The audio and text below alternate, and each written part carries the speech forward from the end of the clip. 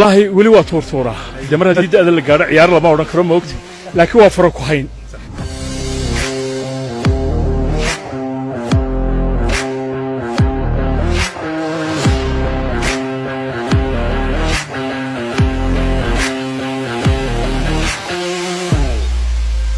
والله ولي واتور صورة جمرة جديدة هذا اللي قارع عيار لما ورا كرم وقت لكن وافرك وحين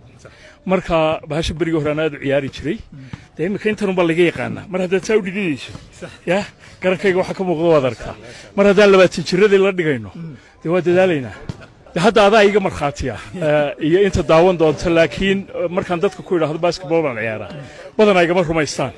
waxa la soo ninkan haday caguhu socodka u hayaan kuma boodboodi karo moogta marka laakiin waan ciyaara laakiin waxaan isii dhiiri gelisaa markaan arko macallimiinteedii meesha joogay maxamuud jaamac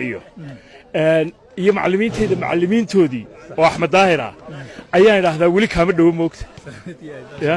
bal ka waran basketball inta waxa lagu tiriyaa inay tahay kubad skillskeedu ku xiran tahay gacmaha iyo shay aan culays badan qofku ku saameeyeen basketballka iyo footballka maxaa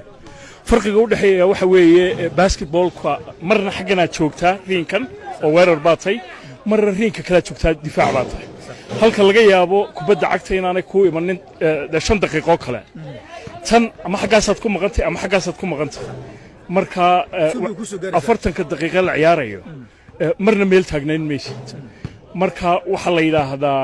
inkastoo 40 daqiiqo la ciyaaro footballkana waa 90 daqiiqo 40 daqiiqo waxay ka orod badan yihiin 90 daqiiqo marka taasi ku kala duwan yihiin dabcan midna gacanta laga ciyaaraa midna lugta laga ciyaaraa ha aadiya waayahay bulsho badan ku daawanaysa Cabdisalaan oo runtii aanan kugu baran adoo basketballka ciyaarayo bal iyo akhriyo ma la arkaa ha aadiya wallahi waxaan leeyahay intii hore uga shaksanaydey hadda Cabdinaasir baa ay marxaatiye kamaramaanka ya aadiya marka garoonkan timcade haddaan yar kaaga sheego 26 jir baan ahaa degmadaan u ciyaariyay degmooyinka Hargeysa u ciyaariyay 33kiina gobolkan ku beeray London waxaan ciyaari jiray second division waqti sii horeysay oo laakiin ka dambeysay waqtiyada aan sheegay 8kii 7kii Sheffield District League waxaan ciyaaray 89 iyo 90kii oo iyagana aan division 1 ciyaaray